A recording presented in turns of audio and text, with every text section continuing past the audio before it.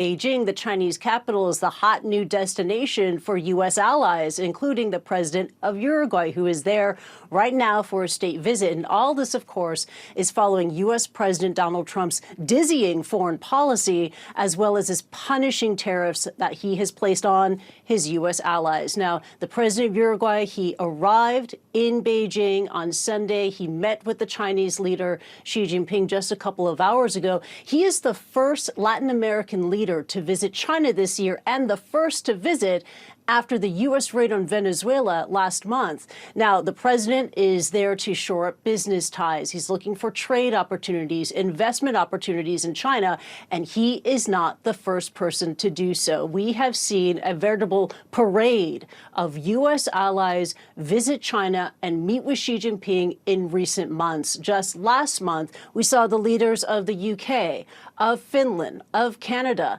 shaking hands with the Chinese leader Xi Jinping. In the previous month, in December, the French president, Emmanuel Macron, made his trip to China. And then later this month, we are expecting the German chancellor to pay a visit and to meet with Xi Jinping as well. Now, many of these leaders and visiting leaders have praised relations with China as being key to global stability, as well as for their own national security. And they appear to be willing to overlook issues that might have given them pause in the past, like Chinese overcapacity, like China's security overreach, like China's human rights record. So why are we seeing this shift?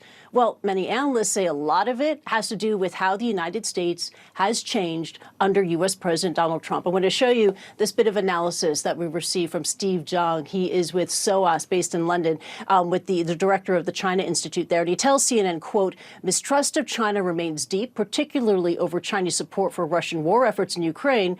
But European states cannot ignore China, particularly when the U.S. is going rogue from their perspective." Now, how is Beijing viewing all of this? Well, as I said at the top, Beijing is viewing this as a diplomatic win, but also a confirmation that its so-called New World Order is taking shape. I'm going to share with you this excerpt from the state-run tabloid, the Global Times, saying this, quote, "It's less about these countries choosing China. It's more about them choosing to follow the trend of the times," unquote.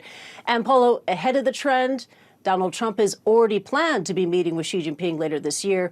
Their meeting set to start in April. Back to you.